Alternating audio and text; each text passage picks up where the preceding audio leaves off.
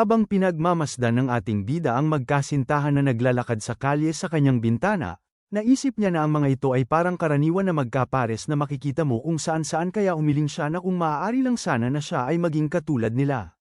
Ngunit bigla na lang mayroong isang demonyo ang bumulong sa kanyang tabi na nagsasaad kung hindi ba't oras na para sila ay matulog, kaya kaagad na nag-iba ang ekspresyon ni Yugang at napaisip na lamang na ito ay ang malupit na katotohanan. At pagkatapos ay ininsulto nito si Pungchon sa kanyang isipan dahil hindi siya makapaniwala na ilalagay siya nito sa parehong kwarto kasama ang baliw na babae.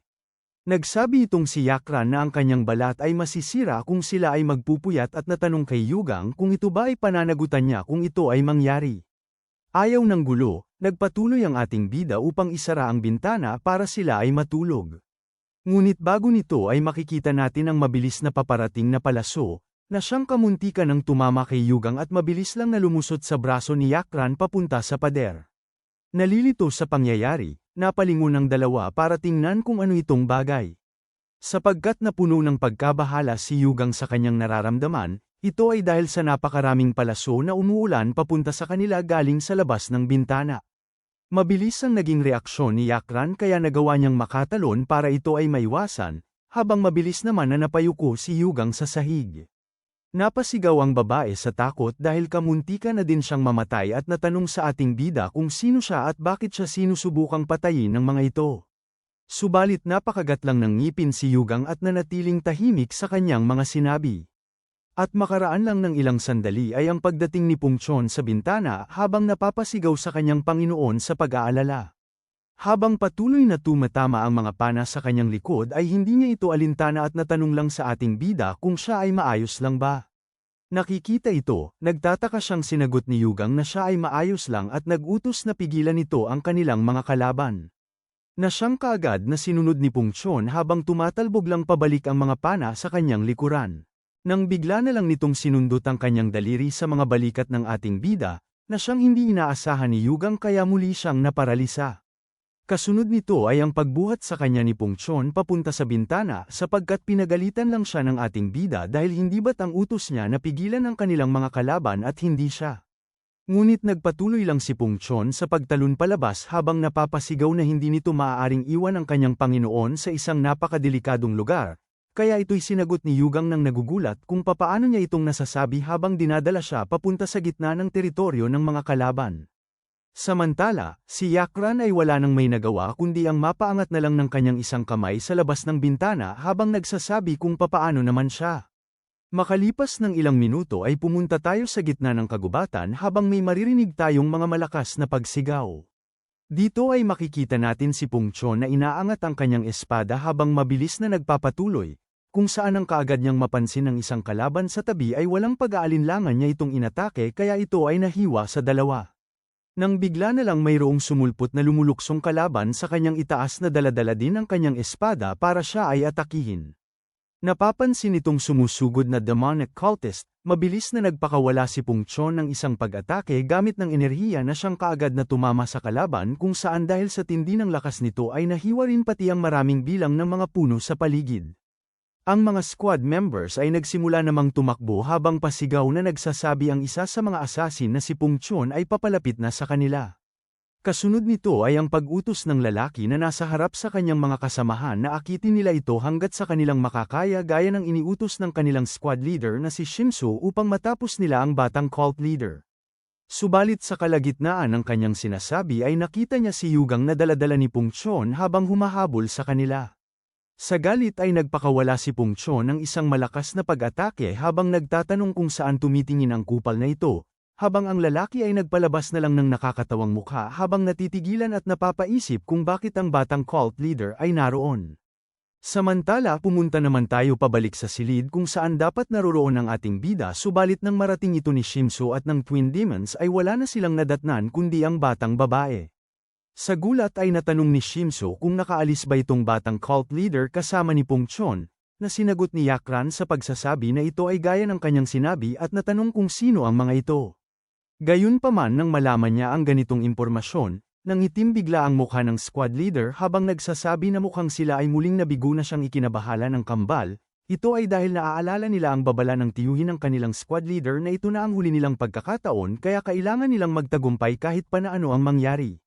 Sa takot ay napatingin ang kambal sa isa't isa, kasunod nito ay ang kanilang mabilis na pagtakbo patungo sa bintana para sila ay makatakas. Ngunit kaagad lang na iniangat ni Shimsu ang kanyang isang kamay na nagpapalabas ng kulay asul na enerhiya at nagsabi na walang silbi ang kanilang pagtakbo. Pagkatapos nito ay mabilis niyang ginalaw ang kanyang kamay na siyang naging dahilan ng paglabas ng enerhiya na tumama sa mga ulo ng Yin-Yang Twin Demons na kaagad nilang ikinamatay. Nasisigurado ang pagkamatay ng dalawa, kaagad na hinawakan ni Shimsu ang kanyang leeg at muling ipinalabas ang kapangyarihan nito sa kanyang sarili dahil sila ay mamamatay rin naman kung saan pagkatapos nito ay tumalsik ang kanyang mga dugo sa paligid. Nakikita itong tagpo sa kanyang harapan, napatili si Yakran sa takot. Gayunpaman makalipas ng ilang sandali ay nilapitan niya itong bangkay at sinundot habang nagtatanong kung ito ba ay isang biro at kung patay na nga ba talaga itong lalaki. Nauunawaan na wala na talaga itong buhay, napatayo si Yakran at napatanong kung anong klaseng mga baliw ang mga ito at ganito na lang ba kaliit ang pagtrato nila sa isang buhay. Maya't maya pa ay napansin nito ang paggalaw sa labas ng bintana kaya kaagad siyang napalingon. Ito ay si Pungchon na kaagad na bumalik sa silid kung saan ang malapag niya ang ating bida sa sahig ay ang muli nitong pagsundot sa kanyang mga balikat para muli nitong maigalaw ang kanyang katawan. Si Yugang na pinupunasan ng dugo sa kanyang mukha ay natanong si Pungchon kung plano ba nitong paliguan siya ng dugo. Nang bigla na lang silang natigilan dahil pansin nila ang tatlong mga bangkay na nagkalat sa loob ng silid kaya natanong niya kung sino ang mga ito. Dali-daling tiningnan ni Pungchon ang mga bangkay at sinabi na ito ay si Hook Shimsu at ang Yin-Yang Twin Demons. Interesadong malaman ang naganap, natanong ni Yugang kay Yakran kung ano ang nangyari. Subalit sinagot lang siya nito na wala siyang kahit anumang ginawa at ang lalaking si Hook Shimsu ay pinatay ang kanyang sarili pagkatapos nitong patayin ang Twin Demon matapos niyang magsabi na sila ay nabigo. Hindi pinaniniwalaan ang sinabi ng babae, itiniklop ni Yugang ang kanyang mga braso at natanong kung ano ang pinagsasabi nitong pinatay ang sarili at bakit pa siya nabubuhay. Pagalit na nagpaliwanag si Yakran na sila ay namatay lang nang hindi siya binibigyan ng oras para makapagtanong at natanong kung bakit nilang nagawang iwan siya sa ganitong klaseng lugar. Natuon naman ang atensyon nito kay Pungchon at natanong sa kanya kung siya ba ay nakikinig dahil hindi naman siguro makakasakit sa kanya kung siya ay kanilang isasama, subalit hindi siya nito pinakikinggan at mayroon lang na binuksan na isang maliit na kulay pulang bote. Dagdag pa ni Yakran na siya ay maghintay lang dahil balang araw ay sasaksakin niya ito sa kanyang likuran ngunit nagpatuloy lang si Pungchon sa pagbuhos ng isang patak ng likido sa mga bangkay kung saan ang mga ito ay mabilis na natunaw at nag-iwan ng maitim na marka sa sahig.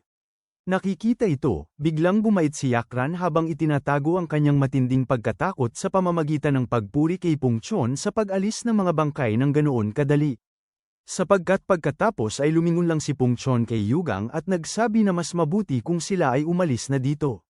Ito'y kaagad namang pinasang-ayunan ng ating bida kaya si Yakran ay napaangat ng kanyang kamao sa tuwa, kung saan makalipas ng ilang sandali ay mabilis silang nagpatuloy palabas sa gusali. Ngunit bago pa man tuluyang matunaw ang isang bangkay ay mayroon tayong makikitang isang sulat na unti-unting nawawala na nagsasaad patungkol sa kalayaan ni Yugang.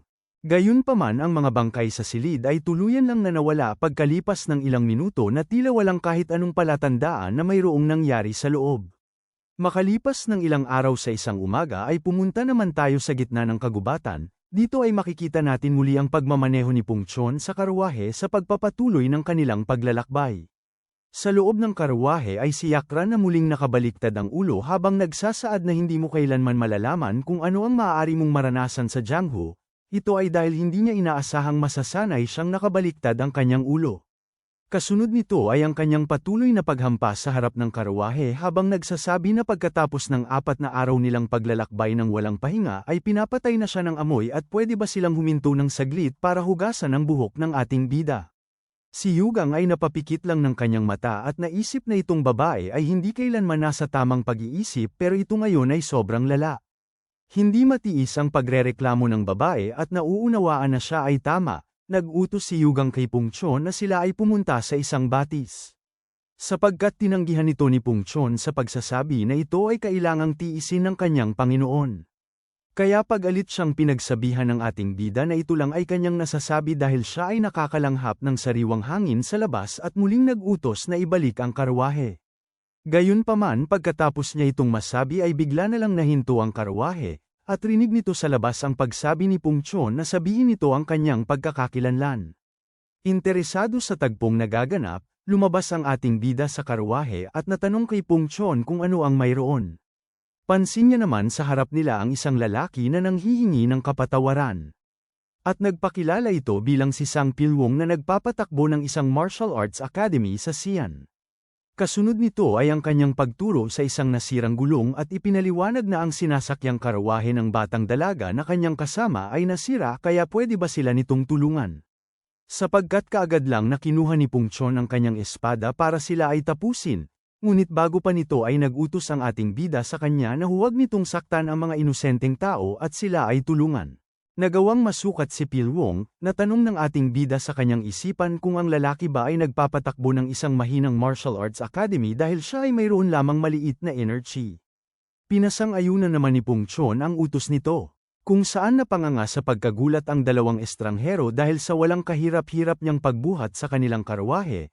Subalit ang kasunod nito ay ang walang pag-aalinlangan niyang pagtapon sa karwahe sa ibaba ng bangin kasama ng mga kabayo na naiyak na lamang habang nahuhulog. Pagkatapos nito ay pinagpag ni Pungchon ang kanyang mga kamay at nagsabi na kung gusto ng mga ito ang karne ng kabayo ay pwede nila itong kunin sa ibaba kaya napahampas si Yugang sa kanyang ulo habang napapaisip na siya nga ay isang baliw na bastardo. Walang paraan ng transportasyon. Bumaling ang atensyon ni Pilwong kay Yugang at natanong sa kanya kung maaari ba niyang pasakayin ang batang dalaga sa kanilang karwahe, na may tuwang sinagot ni Yugang ng siyempre at pwede din itong sumama sa kanila. Pagkatapos nito ay nagpakilala ang magandang dalaga bilang si Ju Solbin at may ngiting nagpasalamat kay Yugang dahil sa kabaitang ipinapakita nito. Nag-alok naman ang ating bida sa dalaga na maunang pumasok at umupo sa loob. Sapagkat nang siya ay makapasok ay napanganga siya sa pagkabigla at matinding takot dahil ang unang bumungad sa kanyang harapan ay si Yakra na parang isang multo na nakabaliktad ang ulo. Kamuntika naman siyang matumba pero mabilis siyang nasalo ni Yugang at tiniyak sa kanya na ito ay isang tao kaya muling nagpasalamat sa kanya si Solbin. Makalipas ng ilang minuto habang sila ay tahimik na nakaupo sa karwahe, nagsabi si Yakra na ang babae ay maganda kaya siguradong marami na itong pinaiyak na lalaki. Sinagot lang siya ni Solbin ng hindi, kaya muling nagsabi si Yakra na dahil nakikita nito na mayroon siyang alalay ay malamang nagmula rin siya sa isang marangyang pamilya ngunit inulit lang ng batang dalaga ang kanyang pagsabi ng hindi. Naiinis sa babae, habang patuloy na nakabaliktad ang ulo ni Yakran sa bintana ay tinawag niya itong dalaga na isang nakakabagot at basurang babae dahil sa paulit-ulit nitong pagsagot dahil sa takot. Sa tabi ay napaisip si Yugang na hindi ba't normal lang na siya ay matakot. At habang sinusulyap niya ang babae sa kanyang tabi ay naghanap siya ng paraan para maalis ang tensyon sa paligid. Subalit gamit ng sound transmission ay bigla na lang siyang tinawag ni Solbin bilang batang cult leader. Kaya habang siya ay kanyang pinagmamasdan ay naisip niya kung siya rin ba ay isang miyembro ng assassination squad na ipinadala ng demonic cult. Nagsabi si Solbin na kanyang ipangako na hindi siya gagawa ng kahit anong ingay sa kanyang sasabihin. Interesado itong malaman, natuon ang atensyon ni Yugang papunta sa kanya at napalunok siya ng kanyang laway habang tinatanong sa kanyang isipan kung ano na namang kalokohan ang gustong gawin ng mga bastardo sa demonic cult. Hindi nalalaman ang tunay na pakay ng babae, natanong ni Yugang kung siya ba ay nandito para siya ay patayin. Subalit bago pa man siya masagot ni Solbin ay napuno silang dalawa ng pagkabahala sa gulat dahil sa biglang pagbasag ni Pungchon sa pader ng karwahe habang sumisigaw na ang babae ay mapanganib. Kasunod nito ay ang pagsunggab niya sa kanyang ulo kaya wala nang may nagawa ang batang babae kundi ang kagatin ng lason na nakatago sa kanyang bibig, na siyang kaagad nitong ikinamatay. Nakikita ang pagdaloy ng dugo sa kanyang bibig, habang patuloy na hawak ni Pungchon ang babae sa kanyang ulo ay naunawaan niya na pinatay nito ang kanyang sarili. Kaya natanong ni Yugang kung ito ba ay dahil sa lason, sinagot ito ni Pungchon na tama ang kanyang Panginoon at nagkaroon ito ng mabilis na epekto bago pa man niya mapigil. At ito rin ang parehong nangyari sa kanyang alalay. Si Yakran na nalilito at nagugulat sa mga pangyayari, pag-alit na itinuro sa kanila ang kanyang daliri at pasigaw na nagtanong kung sino silang dalawa at bakit ang lahat ng pumupunta sa kanila ay namamatay. Sapagkat natuon lang ang mga titig ni Pungchon sa kanya, Pero nagpatuloy pa rin si Yakran sa pagpupumilit na sabihin nila ang rason kung bakit ito nangyayari. Hindi ito matiis, kaagad niyang hinampas ang babae sa kanyang leeg na siyang naging dahilan ng agarang pagkawala nito ng kanyang malay. Kaagad namang natuon ang atensyon ni Pungchon kay Yugang at nanghingi siya ng kapatawaran dahil siya ay nagkamali kasi dapat pinatahimik niya na itong babae bago pa ito nagsimulang magingay. Sinagot siya ni Yugang na ito ay maayos lang at natanong kung papaano niyang nahuli si Pilwong. Kaya ipinaliwanag ni Pungchon na tinanong niya ito ng dalawang katanungan gamit ng sound transmission. At dito ay natanong niya kung saang grupo ng demonic cult ito nanggaling at kung sino ang namumuno sa operasyong ito, kung saan sa sandaling marinig niya ito ay nag-iba bigla ang mukha ni Pilwong. Dagdag pa ni Pungchon na gumawa ito ng matalinong desisyon na magpakamatay bago pa niya ito maunahan kaya wala nang may naisagot si Yugang sa kanyang sinabi.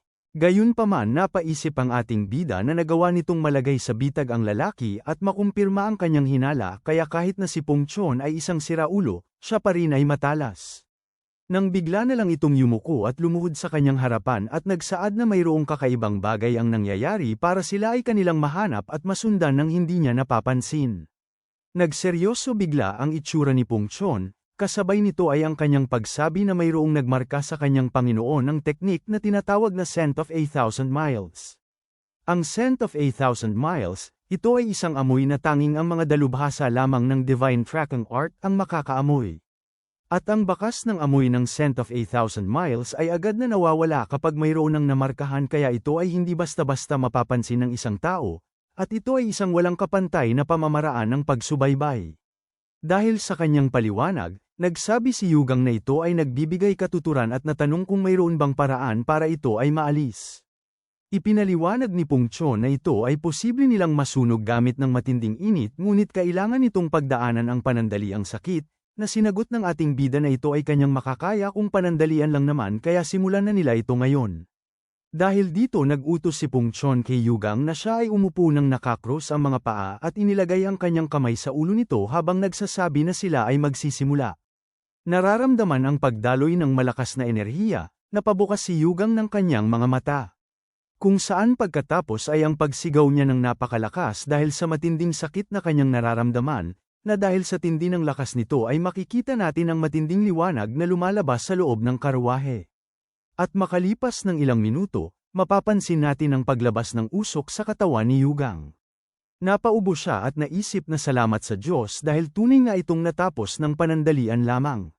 Ngunit bigla na lang tumigil ang kanyang mundo sa muling paghawak ni Pungchon sa kanyang ulo.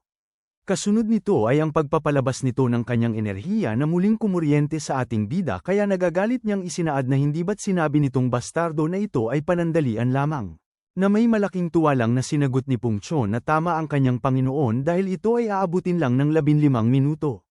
Nakikita itong tuwa sa mukha ng kanyang tagapagsilbi, habang naiiyak at napapasigaw sa matinding sakit na kanyang nararamdaman na isip ni Yugang na ang bastardong ito ay malinaw na nasisiyahan sa kanyang ginagawa. At pagkatapos ay maririnig ang kanyang napakalakas na pagsigaw sa buong kagubatan. Samantala sa tabi ng daan ay makikita natin ang bangkay ng babae at ng kanyang alalay na iniwan sa isang malaking bato na mayroong mensaheng nagsasabi na kapag siya ay nakita niya, papatayin siya nito. Sa tindi ng inis dahil sa pagkawala ng amoy sa ating bida at pagpatay sa kanilang mga inutusan, napapiga ang lightning child ng kanyang kamao at napakagat ng ngipin habang nagsasaad na ang lakas ng loob nilang insultuhin siya ng ganito. Naisip niya na mayroong mali sa utos ng bagong cult leader. Ito ay dahil kung inutusan lang sila nitong patayin ang batang tagapagmana ay natapos na agad ang lahat. Sa halip, nag-utos lang itong magdala ng mensahe patungkol sa kanyang kalayaan. Sa galit ay dinurog niya ang isang malaking bato gamit ng kanyang paa at pasigaw na nagsabi na kailan pa naging maawain ang demonic cult. Sapagkat wala siyang kahit anumang magagawa patungkol dito dahil naibigay na ang utos. Mayroon naman siyang tinawag na isang lalaking nagngangalang Hyolpyo, na kaagad na lumitaw sa kanyang likuran na nakaluhod. Kung saan pagkatapos ay mayroon siyang binuksang maliit na bote at ipinatak sa kanyang braso. Kasunod nito ay ang kanyang pagsabi na naglagay siya ng marka sa kanyang sarili ng Scent of 8,000 Miles kaya hahabulin nito ngayon ang batang cult leader. Dagdag pa nito na pumunta si Hyolpyo sa Shaanxi branch para iulat ang sitwasyon at tumawag ng karagdagang puwersa. Nang bigla na lang napatingala si Hyolpyo dahil nag-utos pa ito na pagkatapos niyang magulat ay dumiretso na lang siya pabalik sa demonic cult. Sinubukan niyang tumutol sa utos nito pero nagsaad lang ang Lightning Child na wag na siyang makipagtalo. Ito ay dahil kung bibigyan ng pagkakataon, siya na tinaguri ang Lightning Child ay sasamahan ng kamatayan kasabay ni Pungchon. At sisiguraduhin niya na sa pagkakataong ito, ito'y malalagpasan niya para ipaabot ang nais ng cult leader kay Yugang. Samantala makikita natin ang ating bida na nakangiti habang napapaisip na sinunog niya itong lahat. Dagdag pa nito na dahil sa bastardong si Pungchon ay hindi niya narinig ang sasabihin ng babae kaya nagtaka siya kung ano kaya ang gusto nitong ipahiwatig. Nakikitang natutulala ang ating bida, habang tinatakpan niya ang kanyang bibig ay natanong ni Yakran kung ano ang iniisip nito. Kasunod nito ay ang pagtawa niya ng napakalakas at may pagmamaliit na pagsaad na huwag nitong sabihing nayanig siya sa tangkang pagpatay sa kanyang buhay, at ito ay napaka-cute kaya sabihin niyang itong lahat sa kanya. Dagdag pa nito nang may panunukso na nakakaawa ang batang Panginoon at siya ay lumapit sa kanya. Sa tindi ng pagkainis, napakagat si Yugang ng kanyang ngipin, kung saan kasunod nito ay pasigaw niyang pinagsabihan si Yakran kung wala ba siyang pakialam sa kapwa niya at tingnan nito ang kanyang sarili kasabay ng pagtanong kung ang ulo ba nito ay pangdekorasyon lamang. Si Yakran ay naiirita lang ng ngumiti at nagsabi na sinasabi lang nito ang kahit ano na kanyang gusto at natanong kung bakit niya naman kailangang mag-alala. Nang bigla na lang siyang nagsimulang sumigaw kung gusto ba ng ating bida na siya ay umiyak, magreklamo, at magmakaawa sa kanyang buhay, dagdag pa nito kung plano ba nitong damayan siya at ilagay ang kanyang mga braso sa kanyang balikat, ganoon ba? Sapagkat nagugulat lang siyang sinagot ni Yugang na hindi ito ang ibig niyang sabihin, kaya tumalikod sa kanya si Yakran at naiinis lang na itiniklop ang mga braso. Pansin ni Yugang ang bahagyang panginginig ng babae kaya naisip niya na marahil nagdadaldal lang siya upang mapakalma ang kanyang sarili. Maya't maya pa gamit ng sound transmission ay nanghingi si Yugang ng kapatawaran dahil dapat hindi niya ito sinabi. Subalit natanong lang ni Yakran kung ano ang mayroon sa paggamit nito ng telepatiko, kaya sinagot siya ng ating bida na ito ay ginagamit niya para sa kanya dahil wala siya sa posisyon na basta-basta na lamang na makakahingi ng kapatawaran kung kanino. Ngumisi lang si Yakran at natanong kung ano ang dahilan kung bakit siya nalulunod sa kanyang iniisip. Siya ay sinagot ni Yugang na ito ay patungkol sa kanyang kaibigan. Ikinwento ng ating bida na ang pamilya nito ay medyo makapangyarihan ngunit ang tiyuhin niya ay nag-organisa ng rebelyon, subalit ang kanyang kaibigan ay nagawang makatakas sa tulong ng isang tauhan na mapagkakatiwalaan pero ang mga mahuhusay na mga sundalo na ipinadala ng kanyang tiyuhin ay sinusubukang patayin ang kanyang kaibigan. Dagdag pa nito na sa karaniwan, gusto nila itong tapusin dahil siya ay isang problema pero pakiramdam nito na mayroon silang gustong sabihin sa kanya. Dahil sa kanyang sinabi ay napaisip si Yakran, kasunod nito ay napaturo siya sa kanya at nagsabi na base sa kanyang mahusay na paghatol, na parang sinasabi nila na hindi nila ito gagalawin kung siya ay mamumuhay ng tahimik. Dahil sa kanyang sinabi, natahimik si Yugang at pinag-isipan nitong mabuti habang napapasabi sa kanyang isipan na ito ay gaya ng kanyang inaasahan. Ito ay dahil imposible para sa mahuhusay na sundalo ng demonic cult na hindi matamaan ang kanilang mga pinupuntirya. Kaya muli nitong naisip kung ano kaya ang gustong sabihin ng babae, naalala din ito na hindi niya naintindihan noong una ang gusto nitong ipahiwatig pero napagtanto niya na wala silang plano na siya ay patayin. At sa mismong sandaling yun ay binuksan ni Pungchon ang pintuan ng karawahe at nagsabi na sila ay magpahinga muna. Nauunawaan ngayon ang gusto ng demonic cult, naisip ni Yugang na hindi nito kailangang matakot. Kaya inihanda nito ang mga nakatagong kutsilyo sa kanyang damit, kung saan habang napapansin niya si Pungchon ay nanghingi na lang siya ng kapatawaran dito sa kanyang isipan. Pagkatapos ay mabilis siyang lumabas sa karawahe at naisip na para sa kalayaan na kanyang hinahangad, kailangan niyang umalis.